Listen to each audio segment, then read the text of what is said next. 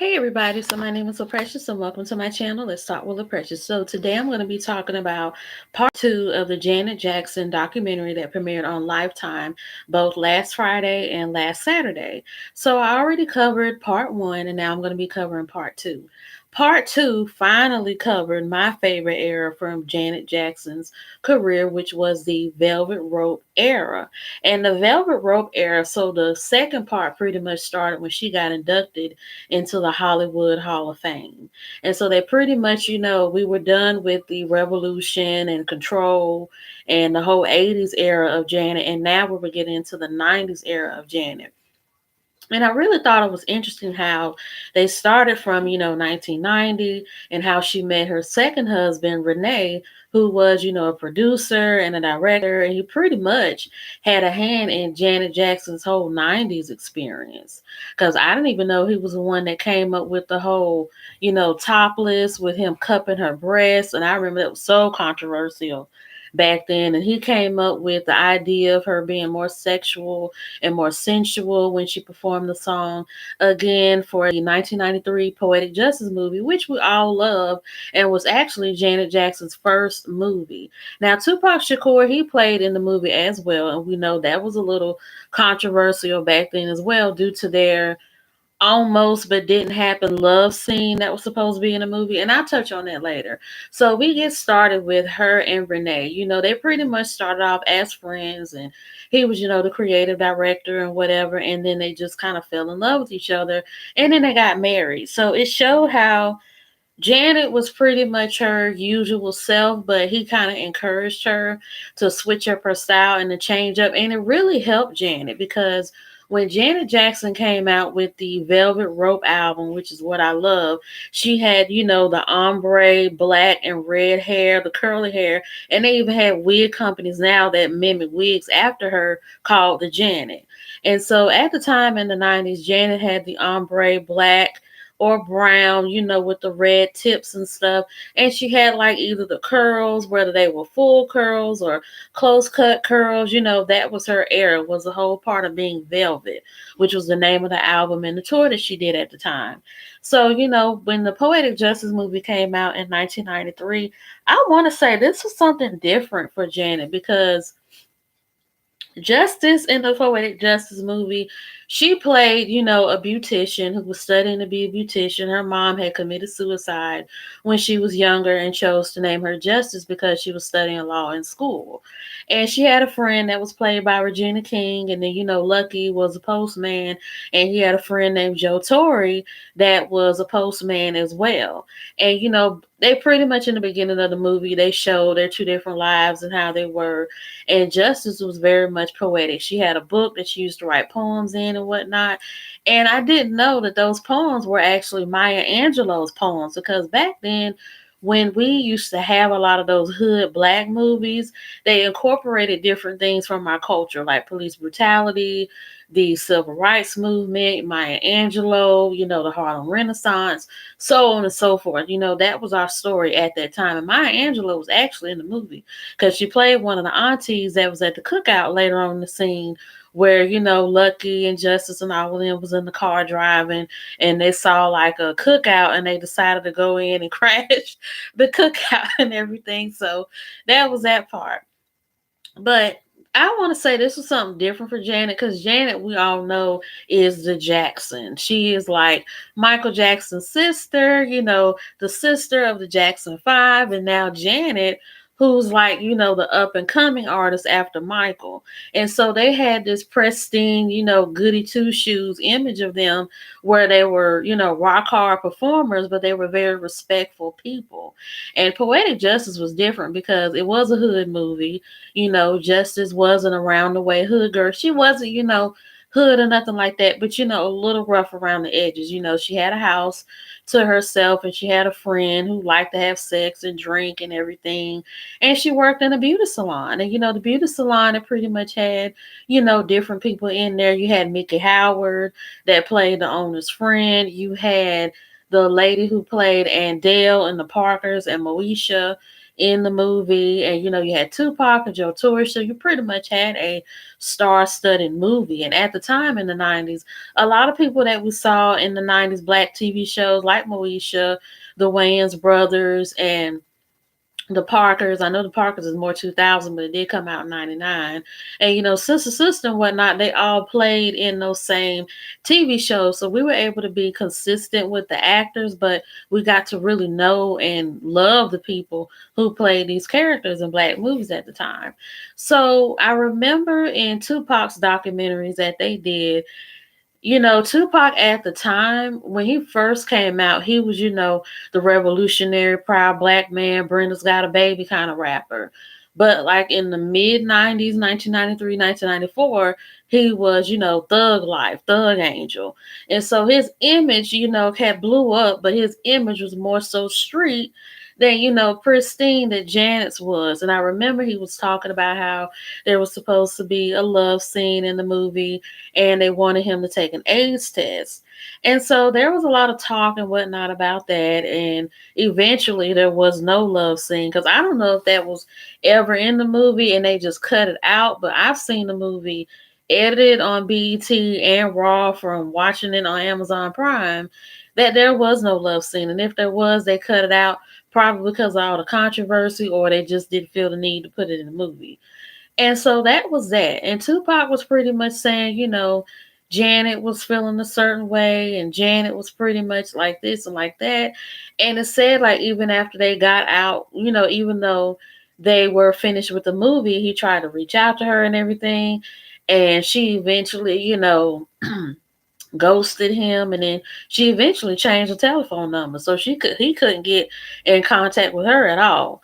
Now, on Janet's perspective in this documentary, I felt like they kind of rushed all of that. I'm gonna be honest with y'all. When it came to the second part of this documentary, they left out a lot of good stuff that she did. And I felt like it could have made it more juicier because the Jacksons, I mean, we all know Michael. Yes, he had the rape, child molestation allegations with Never Neverland. But other than that, we loved him for his music and for his family and for his talent. With Janet, she's like, the pretty girl that's Janet Jackson that can dance and is very artistic and creative. The first part was good, but it's like they rushed through the whole poetic justice thing. And I guess, because to me, Janet, she likes to keep it short and sweet. She's not a person that likes to go into a lot of detail or and I feel like that comes from her upbringing because we all know that as black people, especially in the 70s, 80s, and 90s, no matter what denomination you were from, when you grew up in church, you just knew not to talk about stuff. Even when you were grown, you knew that as long as you looked good, dressed good, had a good career, and kept your repertoire, you didn't need to talk about the bad stuff, no matter how hard it may tarnish your career or your livelihood. You just didn't deal with it. And I feel like due to her growing up in that obedient Jehovah's Witness household background, and they even still call their mom mother, mother, do you think I should do this, mother? And they still have that prominent respect for their elders or for their mom. So I feel like it's deeply embedded in the Jacksons and in Janet to just have that sense of respect for your elders and where you come from, but a sense of not in denialness, but more so let's just keep it cute kind of thing. And I felt like that's what she did throughout the second part of the documentary. So I felt like the poetic justice, it was just rushed through. And a lot of people don't know that her husband, Renee, at the time was in the movie. Because if you guys see that scene where Lucky and Joe Torre are like picking and talking to like the Mexican man that's in the break room or whatever, that was Janet Jackson's husband that played in that role. And I don't think a lot of people realize that. And I think I said this in the last video that I made on the documentary. But yeah, the Mexican man that Joe Torre and Tupac was making fun of and joking with and stuff in the mailroom in the movie, that was Janet's husband at the time. So he had a part in the movie as well. And, they even played a clip of Tupac talking about, Janet and how, it was to kiss her and everything like that. And then Regina King was talking about the chemistry and whatnot that was with them. And I mean, Janet, she knew, of course, that it was all professional. That's what her husband wanted. That's what he wanted to gear her towards. And I mean, her husband pretty much knew that, business was business. There was nothing to worry about because even though she was kissing and doing whatever with these men in the movies, it was just, excuse me, it was just a movie. And so they pretty much rushed through the whole poetic justice era. And then it's like they just stayed so close on her marriage with Renee. Now, her and James DeBarge were only married for a year before they got an annulment. But her and Renee were married for 9 years from 1991 up until 2000. So that was like the longest relationship she had. And, he pretty much played a big part in her career. He played a part in her being more sensual and sexy. And then she talked about how at the concerts she started doing the lap dances and whatnot. And she's not the only one because at that time, you had people throwing their panties and bras on stage, and people still do that now. And you had the lap dances, and you just had this thing of making people feel the experience with the artists and stuff at that time. Because I think it was her. I think R. Kelly may have did it at that time. I know Nicki Minaj, and I know this isn't in the 90s, but Nicki Minaj at one point used to do the lap dances on stage with fans when she first came out. So, doing lap dances on stage and bringing fans on stage to get a feel of the experience is nothing new. A lot of artists have done it. But for Janet, that was something totally different and outside of the box, but it brought her a lot of prominence and it made her the sex symbol that we know her as. So Renee, he pretty much knew what he was doing when he was changing her for the good and helping out with her career. Now they did say when the Velvet Rope came out, it produced a lot of hits like That's the Way Love Goes, Don't Know What You Got Till It's Gone, then Together Again. Together Again is my favorite song. Together Again, and I think there was another song that was on there where she was dancing and whatnot through the different countries. So you had that, and so that was Janet's like 90s era. But then they left out the part where she had a big impact on R&B and hip hop as well, not just for her career, but Janet, she did a lot of features with different artists. Like this is not so much in the 90s, but more so in the early 2000s. And I didn't like they didn't even mention how she was in the Nutty Professor too. And then like the Doesn't Really Matter song that she did for the soundtrack. I know I'm, kind of jumping or whatever, but I'll get to that part too, because I'm like, how can you leave that out when that was like the beginning of a new millennium and it had a lot of futuristic features and just things that people never did before in music videos. And so, we were getting back to the Velvet Rope era. She actually, had a lot of prominence and whatnot at that time. And then, they kind of left out in the 90s where that wasn't the only thing she did where she had an impact on R&B and hip hop because she had a song with Blackstreet called I Get So Lonely where she was dancing in the rain and she had on like the suit with the black, tank top, not tank top, but the black tube top on with the hat where she was singing in the car and stuff. That's one of my favorite songs from Janet. But yeah, and that had an impact on R&B because Janet at the time, even though she was from the 80s, she was she was meshing in with the younger crowd. And I feel like that's why Jermaine Dupree was somewhat interested in her and whatnot because she didn't act like an old lady, even though Janet was probably 20 years older than Jermaine Dupree, maybe 10, but I think it's about 10 to 15-year age difference there. But Janet didn't come off as this old, crepit artist that, I'm the first and I came before y'all and I'm a Jackson. She pretty much had that good transition from being the 80s pop star to like this sexy siren that was doing R&B and hip hop in a way. And so they left that part out. I wish they would have added it in, but anyways, and then they talked about the Velvet Rope. So the Velvet Rope tour, they said Renee didn't have a part with that, and they said it was mainly because Renee and Janet were like falling apart and kind of drifting apart. They said that his artistic ability of him being a movie director, a video producer, and whatnot, It was good, but at times it got annoying because it just seems like he couldn't turn it off. It's like based on what her choreographer at the time, I don't remember her name, but she did play a prominent role in Janet's career in the 90s, where she said it just became too much. He couldn't turn off that director role or take off that director hat where everything they did or said it had to be filmed, it had to be recorded, it had to be, everything was always a movie or some type of production. And a lot of people, not just Janet, they got annoyed with it.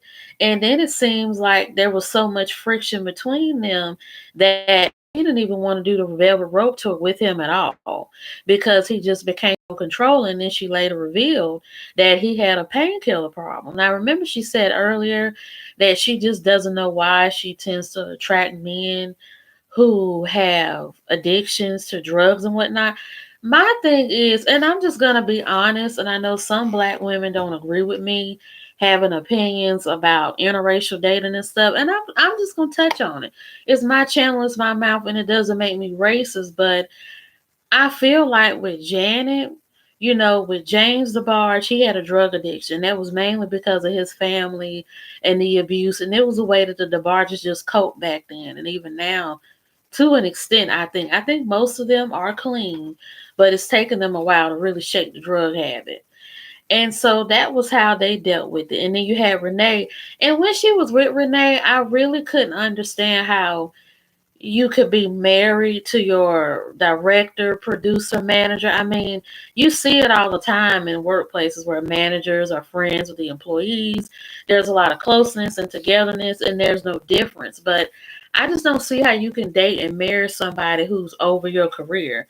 And need I remind you, he actually sued Janet Jackson after they got divorced, and they touched on that a little bit, and they cut out how much he got because Renee, he ended up getting maybe about $2 or $3 million off of Janet Jackson.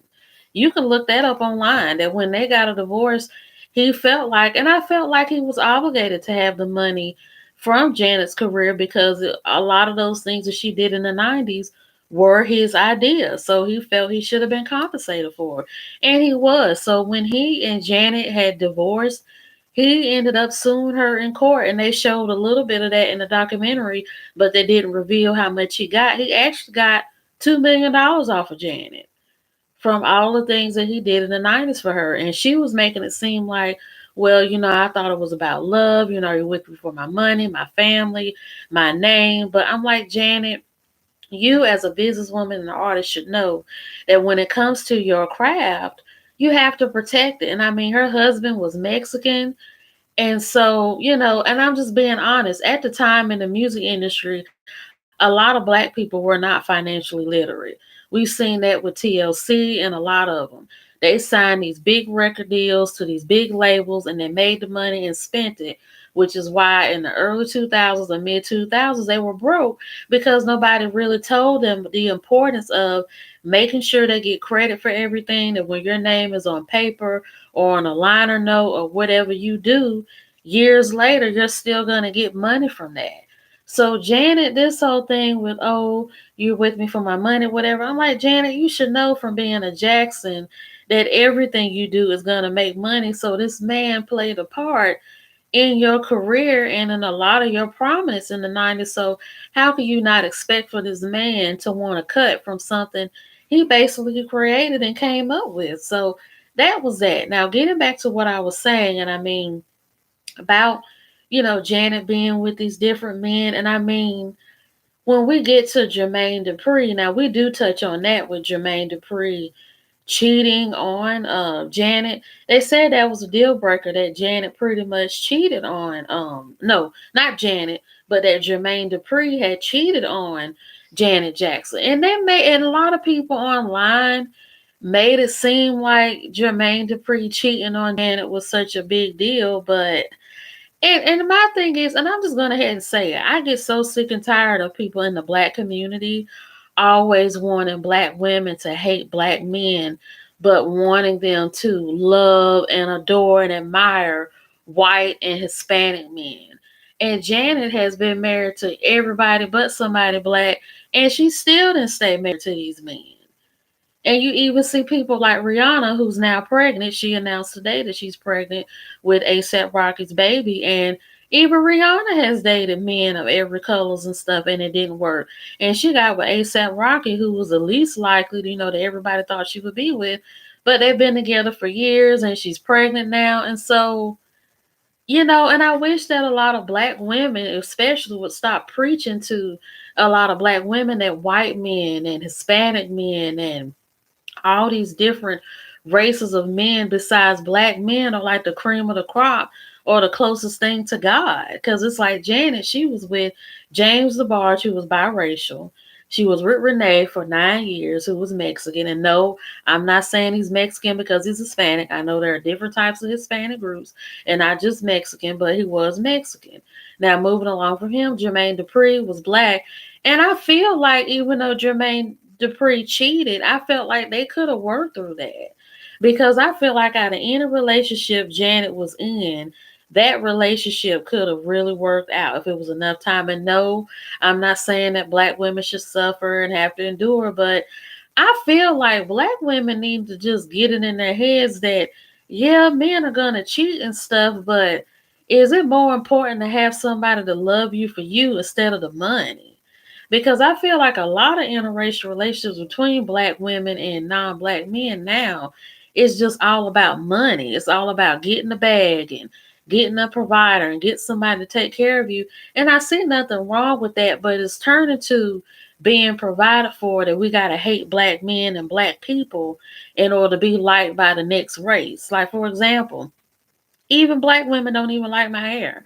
And my hair is natural, it's healthy, it's in the best shape that it's ever been in my life. Even when I had a relaxer, it wasn't even as healthy as it is now. Black women would trash me, would say my hair is nappy, disgusting, all types of things, would then be quick to throw on a wig and a relaxer, damaging your hair to please a lot of these high value, high profile men, all for the sake of attracting them for money. Now, I'm not saying I want to be poor or that I don't want to have money or anything like that, but I would rather have somebody that loves me and cares for me and that has his own job and own career that wouldn't mind spending a little money on me than being with somebody who's white, Hispanic, or whatever, diluting every type of blackness in me, going along to get along, disrespecting myself and my own color just to fit in. Like, that's not a price that I want to pay. And I feel like a lot of black women are really paying that. And it's ridiculous, all for the sake of money. Now that I'm done with that, with Janet, they did touch on her relationship with Jermaine Dupree. And then it's like they kind of left the music stuff alone. I wish they would have incorporated the movies and the music, how she worked with Eddie Murphy in the Clumps 2 movie, how she did the video called Doesn't Really Matter. And that song was really big back then. And I mean, that was like the theme song of the movie when it came out back then. And Janet was dancing, and they had a lot of these futuristic things in the video. They even had like the digital dogs that people from the early 2Ks had that had the little clocks and stuff on it. You had the interchangeable rooms that a lot of people was doing. It was like a lot of new millennium futuristic stuff. And Janet even said that when her and Michael did the Scream video, that video was like $7 million. And as I mentioned before in the last video, that's how much money people would put into these videos and stuff back then that made them like movies, but they were really great because they put in enough time and investment in the movies. And so, I really wish they would have incorporated the Clumps and Eddie Murphy and his experience working with Janet Jackson at the time in the movie, because she did play Professor, what is the professor's name in that movie?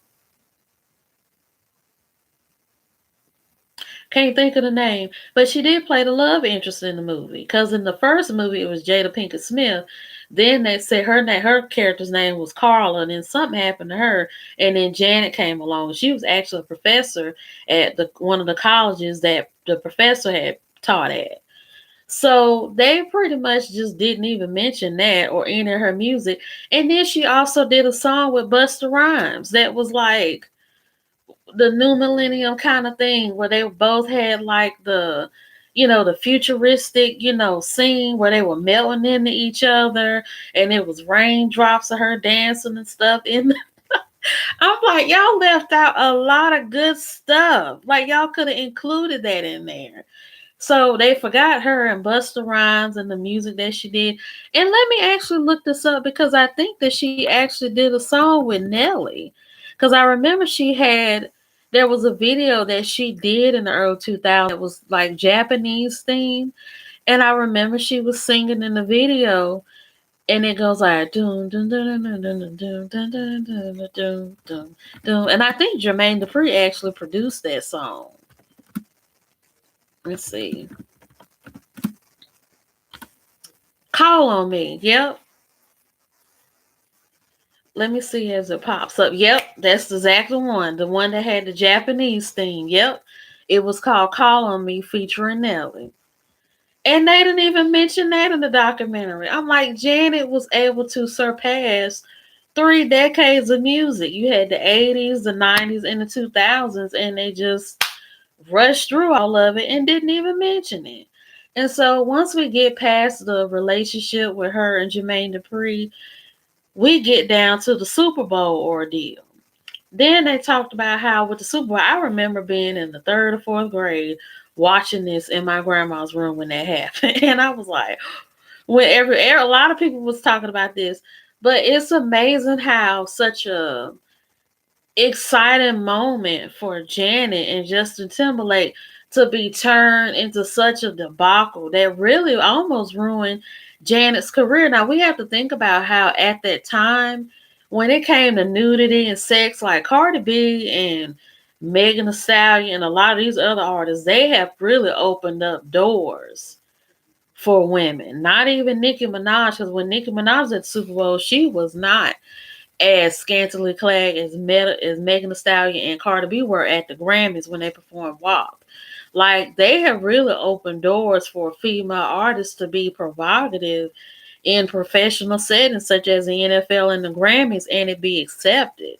But back then, especially if you were a black artist, being nude, even shaking your butt and stuff, that was something that was for BET After Dark, rated R movies, strip club, hoochie mama type of stuff. Because back then, black people still wanted to maintain their image and whatnot. So that's pretty much where that backlash and stuff was coming from. And then when it came to the white networks, they really weren't all that accepting of black people, especially in provocative, performances and whatnot, because blacks still had to perform in a professional way that was, real and understood by the black community, but it was palpable for white people to accept and for white people to be willing to play it in commercials and on TV and whatnot. In my opinion, Justin Timberlake did that nipple pull thing on purpose because he pulled that thing hard. That was not a clothing malfunction. That was not an accident. Because as soon as they got to the part, gonna have your naked by the end of this song, it's like, like he ripped that off. You could see the boob, the nipple ring, and everything, and it stayed. And the reason why, because I think if Janet would have caught it when he pulled it, it may not have been a big deal. But when she realized that it was already exposed, and she had to grab it like that, and they said that everybody was just so disappointed. Janet pretty much said that her and Justin have talked about it, and that everybody should just leave it alone. I'm gonna leave that alone with Janet because my thing is with Justin Timberlake, he knew what he was doing and he did it to create a moment. But if he apologized to Janet, good for him because he should have. Because her career was almost tarnished because of that. And when Justin Timberlake came out, he had Cry Me a River, the song that was about him and Britney Spears going out. Then he had the whole him and Timberland moment. I'm not a real Justin Timberlake fan, but I know in the early 90s he was good for having that safe R&B like pop kind of music, especially with somebody who was white. And then, Janet, she pretty much had to like pick up the pieces and try to clean that up. But they blackballed Janet. Like they showed how MTV and VH1 was banned from playing her new album and whatnot. So she probably lost a lot of money and a lot of coverage and stuff from that. So they dealt with that and they left that alone. And then it's like when you got to the end, I the ending, it's like they pretty much touched on her son and her being 51 years old, having a baby. Why did they leave out her husband that she was with for 5 years before she had the baby out of the documentary? I don't know if it was against his beliefs or they had some type of contract or something was signed, like an NDA where she couldn't discuss their marriage openly. But I'm like, Janet didn't just have this baby by a sperm donor. She was married to a Saudi Arabian billionaire. He was like the CEO of the creator. I think his name was Wissam Almana. I think that was his name. And he and Janet, they were married or together for 5 years. Her son now is about 5 or 6 years old. But yeah, they were married. And it's funny how she talked about, Renee and James so in depth, but with Simon Almana, that marriage was a squeaky clean of bliss as well, because there's evidence that showed, and her brother even spoke out and gave statements about how bad that marriage was. He would cuss Janet out, call Janet a B word, make her wear clothes. I mean, this was a traditional Muslim man, so of course she wasn't able to fully be the Janet that she was because of the religion and the culture that she had married into. And I see this a lot, especially on 90 Day Fiance, with these black girls dating these men from the Middle East and they just can't seem to get with the culture. And it's just so annoying to watch. I'm like, y'all are just getting in with these men, and because they look good and all this kind of stuff, it's like y'all want to. I just don't get it. It's like y'all think that because these men are sexy and attractive and look good, that everything's going to be all peachy keen. Like black people, we love to integrate with everybody else, but we fail to realize and see how everybody else don't like integrating with us or mixing in. And I'm not saying that being segregated or racist is correct, but I feel like as we as blacks will get into ourselves and our culture instead of trying to be into everybody else's so much, things would be better, especially relationship wise. Because I see how some black women with the Muslim men they date and they think they're like American men. It's like, no, these men are not American.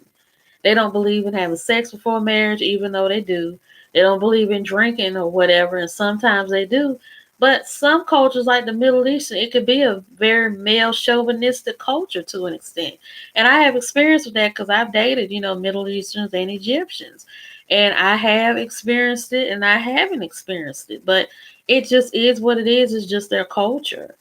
And I feel like with Janet, maybe she wanted to tough it out and be a married woman, and that's the thing I could say about Janet was that she always had this marriage bone instilled in her. And there's nothing wrong with that.